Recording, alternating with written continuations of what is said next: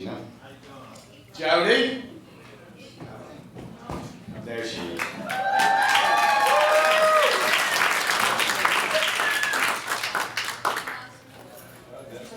What you need to do? You can bring the house lights up just a little bit. That's too much. Okay, no.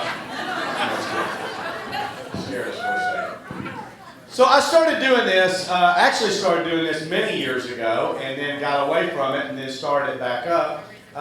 The reason I started doing it was so many times you guys come up to me after shows over all the years, and you go, "Oh, we love the show, it's so funny, man. I wish I could do that. I'm not that. I wasn't born that way." And I realized there was kind of a I guess a thought that comedians just kind of come out of the chute like this, that we just have some genetic predisposition to be funny. And so I think it's great to find out that comics come from all walks of life, from all different backgrounds. And how does a comedian become a really good comedian? You're not going to believe it, but it's a word called work. It's called work, and it takes a long time. And nobody just walks up here and is a pro. It doesn't happen. So I'll start with you, Jodi. First, the basic question come to you too. How did you grow up? I mean, what was the family dynamic? Mom, dad, brothers, sisters. What did they do for a living? Where did you grow up? Just that general. I know you grew up here. But yeah. How was that? So they kind of know how you developed. Pretty much everything I talk about on stage is true. So I was given up for adoption at birth. My father was full-blooded Cuban. I was raised by a super white family. So as an adopted child, I think that's where my need for attention on stage comes from. But I had a great family. My father was a fireman in the Sarasota. Yeah. My dad was a fireman. My mom was a stay-at-home mom, and then later she worked at schools in the lunch room. She was a lunch lady. I grew up loved, and my mom grew up really poor, so I did everything she always wanted to do but couldn't afford. So I did ballet lessons and tap lessons, and I twirled baton, and I played the piano, and I played the organ, and I played the guitar, and I did modeling, and I did everything my mother always wanted to do but couldn't afford to do. So. And did you have brothers and sisters? I do. I have two brothers. One of them is amazing, and the other one is douchebag. So what does the amazing one do? He was also a fireman, and now he retired, and he is a fire inspector for an insurance company. Oh, okay. Yeah. And then the douchebag? He is still a douchebag. Oh, yeah. okay. Yeah. And now, growing up, and you went to high school here. Sarasota High School. Sarasota High. Yeah. Fighting Sailors. And did you go to college? I went to MCC to get my 2-year degree in 4 years. Nothing wrong Because with that. the truth is, I was 17 and pregnant with a child, so I went to get my 2-year degree as a single mom working 2 jobs, very young. And then I went to Tampa for a year. USF? Yep, USF. And at the very end of that, my husband and I were foster parents, and we got a little girl that we were going to be able to adopt. So she spent her first 3 weeks of life sitting on the front row of organic chemistry with me,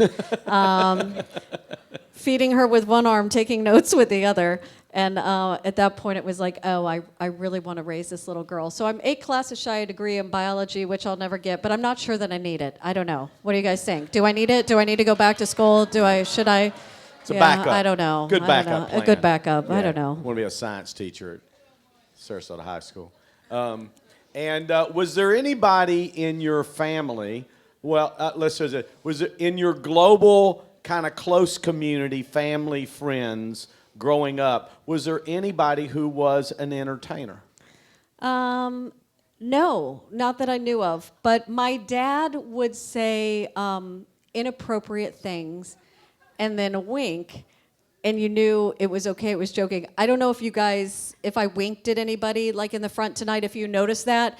I was a few years into comedy before I realized I was like, oh shit, I do what my dad always did. He would say the worst shit behind my mom's back in the other room and then wink and be like, I got her, didn't I? So, yeah. Nice. Same question to you. How'd you grow up? Mom, dad, family? Here? You grew up here or not here? Yeah, I grew up here. You grew up, yeah, okay. Yeah, I grew up here. And now what was the family dynamic growing up? Well, I was raised by my auntie and uncle. Gotcha. My mom was real young, and I was the first, so she was, like I said, she was young, so she felt they had a better opportunity of raising me and stuff like that. And my auntie and uncle, you know, I love them to death. My auntie just passed last year. But my uncle, well, I call him mom and dad, so he's still going, we're still kicking it. But you know, it was an awesome life growing up with them. You know, it was. And awesome. did they have other kids? Yeah, they had one other daughter. Her name is Teresa. She stays in Atlanta. But my biological parents, it's 8 of us. You know, Wow. and I'm the oldest. So when I moved in when my auntie and uncle raised me, that's how I actually became the person that I am. Cause like my auntie was like fucked up. She was like, you know, my auntie will say some of the dumbest shit you ever want to hear. You know what I mean? And it rubbed off on me. Every day she made us laugh. You know what I mean? Every day she said something crazy. You know? That's I had an uncle that was that way. Uncle Jug. Yeah. Jug. Oh, nice. Yeah, he was too much. And you went to high school here Yes, sir. at Manatee. Manatee. Yes, We sir. have rivals. And you were an athlete, right? Yes, sir. Yes. And what did you play? Football and basketball. Football and basketball, which you still coach, correct? Yeah, I coach basketball now. For AAU team. That's Yeah. great. Yes. Yeah. I have by the way, I just got the sponsorship form if you would like to be part of it. Yeah. Seriously. I am, and it's a great thing. And now, and did you go to college? No. Okay. No. And now, was there anybody in your aunt was funny, just off the cuff? Was there anybody in your global community growing up, you know, around the family that was close, that was an entertainer at all? Not actually an entertainer, but a lot of the friends that I grew up with, a lot of family members, like I said, a lot of us was athletes. Right. So we was fortunate enough to, like, some of us made it in sports, some of us made it in coaching like I did. It was just like, and then like some of us, you know, went to jail, you know, some of, you know. Yep, I know the story. Yeah. Some of us went On the to same jail. end. Yeah. Exactly. You kind of knew the ones that was going to jail. though, You know. kind of They did. was like, yo, we gonna break in this house today. I will see you later. So, you know. Yeah. Well, exactly. All right. And where, now I know this, of course, but how old were you when you got into comedy, and what was your reason? What was your move into trying this? It started out, I guess it started out as a dare. You know, it started out as a dare where somebody was like, this guy, he was hosting shows, and he was like, you know, you always making us laugh when we come to the barber shop and all this stuff. Like, they was like, I want you to try it on the stage one night.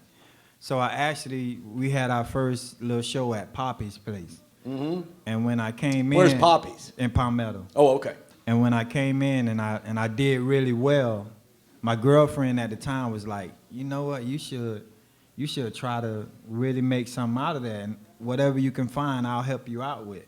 And then the first thing popped up was McCurdy's Comedy Club. And, you know, I came in under you, and when I came in under you and I saw the business side of it, I was like, you know, I really can do this, because making people laugh is like, it's like a passion for me. It's like you know, you have your marijuana, and I have my comedy. You know, comedy. We're not supposed. You weren't supposed to tell everybody that, but that's okay. Yeah. My bad. That's all right. My bad. That's all right. I had my marijuana. Yeah, he had his marijuana. Just a Sending slip, police out just there, a that was- slip intensive. Yeah, that's slip, you know. Just a little slip Yeah. intensive. And when you came to the class and mentioned that what you did for a living was that you were a garbage man, and I thought about, niches are hard to find in comedy. And nowadays every niche you can imagine has been capitalized on. There was no comedian garbage man. And I went, man, you could be it. You could be, and he is it. Yeah. He is it. And I still think that there's great opportunity for you to take this a whole lot further. And I mean, you're how many years into it now? At least 6. So you're right about 6 years? Yeah, right about 6 years. I'm still young in it. I'm still learning. Absolutely. And I just like, when I came to and I do recommend anybody in here that want to try it. I do recommend try Les's Comedy School, because it teaches you the business side of it. Like, it wouldn't have been as easy for me to come out and like see like all you nice people out here, and I'm able to like entertain you guys. It's different when you're at home with your friends and you making everybody laugh. But when you come and you stare at the crowd and you don't know nobody, it's like, like I'm in a courtroom and everybody's. Yeah, it's like when Gino's, you can work my club and it's all white Republicans. That should be fun. Should be fun for you. Ha ha.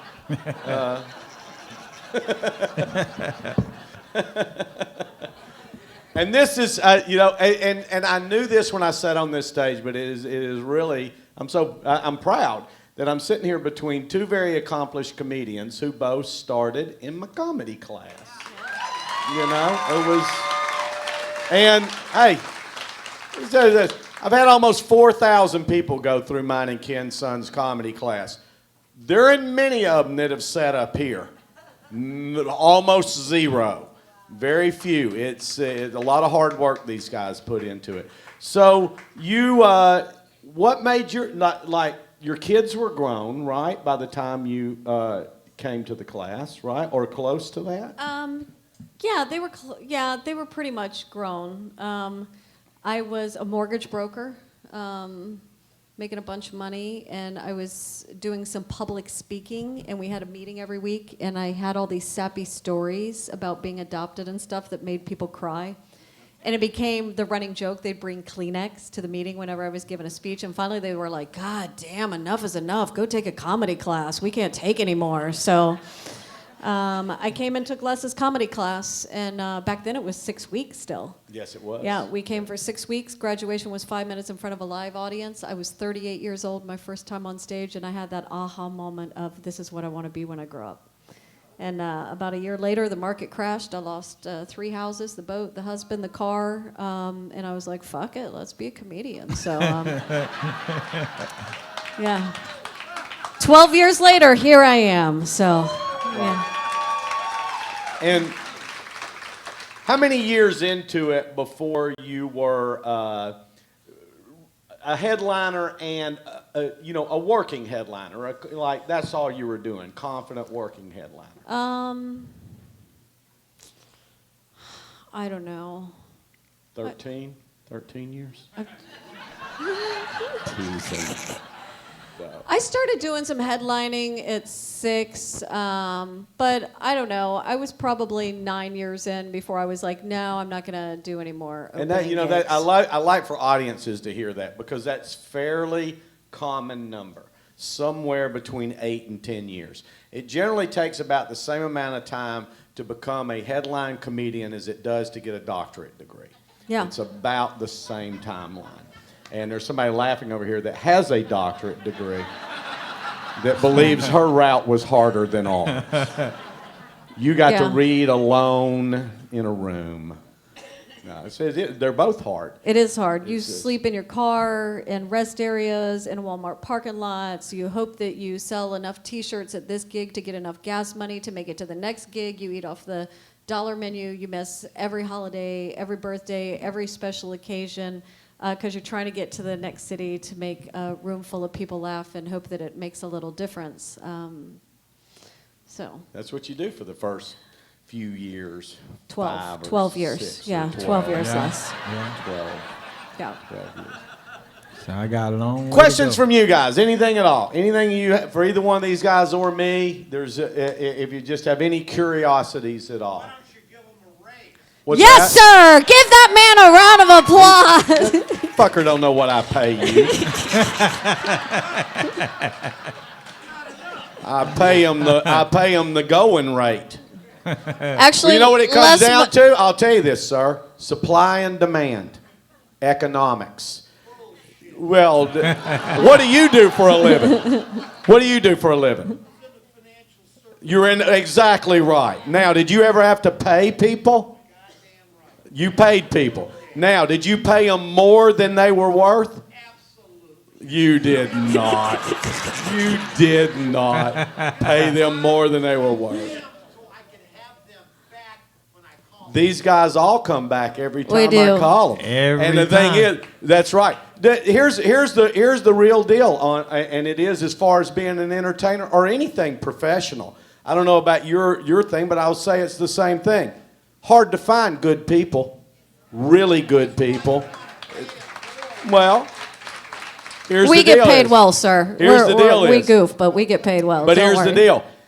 And this is true. For every headline slot that I have, there are 20 comedians that could fill that slot and would be happy to do it for the money that I pay. And that is with and that's what these artists know going into it. They know the competition level that they're up against. And we all know that. And we all run a fine line in a business. You run a fine line of what's my overhead every week? What do I want to make? And then what can I pay these people so that everything falls in line with that? That's exactly what I do. And the thing is, if these guys want to make more money, how does that happen? Butts in seats. Butts in seats. A lot of y'all are in here for free.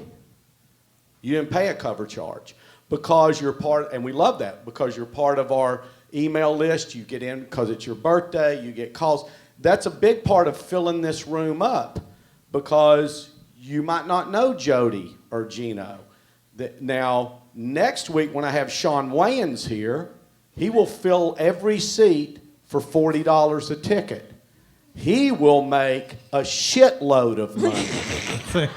A shitload. Yes, sir. He will. He'll make more money than I will make next week. But that's because he's a star. And the thing is, that's the way it works in our industry, is that you know going in that there's a base salary that comics make at each level. And there's a window in that of about 15 to 20% that you can up and down with that. To get higher than that in any club in this country, you got to sell tickets. And that is hard to do. I mean, you got to be a celebrity, you know, and that's what these guys, and let me say this, both these guys sitting next to me are just as good as Sean Wayans. They are. They're just as good. They are just as talented as Kevin Nealon or John Lovitz or any of the stars that I bring in here. But they're not celebrities yet. And that's the economics of our industry. Well, I had a good show, and now I'm just feeling bad about myself. So can we talk about something else? Don't feel bad about yourself. Please buy a T-shirt on the way That's out. right. Okay. I was getting ready to say, that's what you guys can do when you love these guys, is buy their T-shirt. That's saying, hey, I loved you. Or the drawstring backpack for only $10. $10, no tax, people. Cash, credit card, Apple Pay, whatever you got, I can G-string take it. backpack. It's That was a a good G-string question. Though. backpack. That was a good question. Because a lot of people don't understand that. Any other questions? Yes. Have Jodi's kids been to see her show? Yes, all of the kids have been to see my show, and they love it when jokes are about them. They get a kick out of it, and they'll bring their friends. They're like, listen to this. So She's going to say I suck dick. she's gonna say I suck dick. It's great. Yeah. I love it. Yes, ma'am. How many people have known Jodi since she was 12? Are you one of them? She is. Yes. Oh, wow. So, how many people in this room have known Jodi since she was 12? Just you, ma'am. Just you, Kay. Just you. Did she pay to get in? I think she paid double. She got kicked out last time she was here, so. Yeah. Any other questions? Where's this garbage route? Oh, your garbage route. Where do you? Yeah. Where do you generally? What's your run? I'm in. Make sure you're not on my route and shit like that. I'm up in Northwest Bradenton. I'm in Northwest Bradenton, not Sarasota, Northwest Bradenton. I'm good. That's right. So y'all not gonna see me. I don't want nobody to throw nothing at me when I'm passing by and shit like that. That's why I had to look like, oh shit. As soon as he makes it to headliner, he's running Longboat Key. Longboat Key. Any other questions? Yes. Does Gino ever take pictures of things you see when you're around on the truck? Yeah, we do. We do. I tell you we have this joke, right? If you bring in your garbage, it's actually one of my jokes. Like if you bring in your garbage out late, it's a difference between a woman running it out and a man running it out. See, like if you run your garbage out, we'll probably speed up like. But if she runs the garbage out, we'll probably tear the truck up trying to stop. I'll just mess with you. That's good. You know, you've told me before some really great stories of how many wonderful people you have along your route that do really nice things for you guys just because, just because they can. Yeah. Right? The guy that there was the one guy that you said comes out and goes, hey guys, just remember they're part-timers. They go, we're going to be leaving to go back up north next week. So remember the key to the back carport is over, under the rock over there. So when y'all come, remember you come on in there and I've got the refrigerator stocked full of drinks and da. Yeah, his name is Dave. It's a guy named Dave. Every time they leave to go up north, he always, because when he's here, he always give us Gatorade, whatever we want. You have people that come out. Tell about the lady. But when he leaves his key to where we can actually go in the house and get whatever we want out of his thing. He has it all stocked up for us. Now tell him about the lady that when the garage door comes up, the pretty woman in the negligee. Yeah. Yes. See, like, it's always this song that goes off in my head. Like guys, y'all got to be more. You got to pay attention to your garbage more. Like when you guys leave for work, don't say I'm gonna leave it so Marjorie can bring it out. You know what I mean? Because when Marjorie come out, a lot of times she's running out and she has the negligee on because she's late. So when we see the garage door come up and we see those pretty shiny legs, it's like slow music going off. Both of us jumping off the truck, we're trying to race to get to her garbage can. You know what I mean? We don't even want her to pull it all the way out. We're dragging it to the truck and we take it back too. They said when her garbage can gets old and fucked up, they get whoever in the neighborhood bought a new garbage can and they bring it to her house and take the old one back to their house. Shit yeah, man. Yeah. There is a way to get good garbage service. So guys, take your garbage out for real. Any other questions? Is there anything in the back? I can't see you all the way back there. If there is, just say something. No? Over here, yes. Jodi, what's your favorite prank you played on Dale? What is Jodi's? Have you ever played a prank on Dale? Are y'all pranksters? We do. Oh, that's right. We've played some pranks on each other. I don't know. There's so many. We do. Well, that's the prank he played on me. I got all dressed up for my birthday, dress, heels, hair, makeup, everything, and he had me close my eyes because he had a surprise for me, and he threw a bucket of water on me. And then we were in Tennessee visiting my brother who lives on a farm and has horses, and I went down to see the horses, and they didn't tell me the fence was electric. And You peed on it? I got shocked and peed on myself. Yeah, there were those. Is Dale in the room still? No, he's fucking. Yeah. Are you? So what's the worst prank she pulled on you? Let's don't get into Oh, I religion. know my favorite. We were on a cruise ship, and he was so drunk. Oh my God, he was trash drunk. This is why I threw water on her. Go. Okay, yeah, he was trash drunk, and I was like, I'm gonna turn out the light. I got a new G-string, and I snuck our friend in, who is a man and is gay. And I had him get into the bed, and Dale's like, "What the fuck?" And I flipped the light on, and there's a dude on top of him in bed. So, yeah, that was that's probably why I got water thrown on me. For a second, did you just think she didn't shave her ass? Was that it? Oh, the ass was shaved. The ass was shaved. It just wasn't mine. So. Well, life is a comedian. Anything else? Thank you so much for coming out. We really appreciate it. Open mic.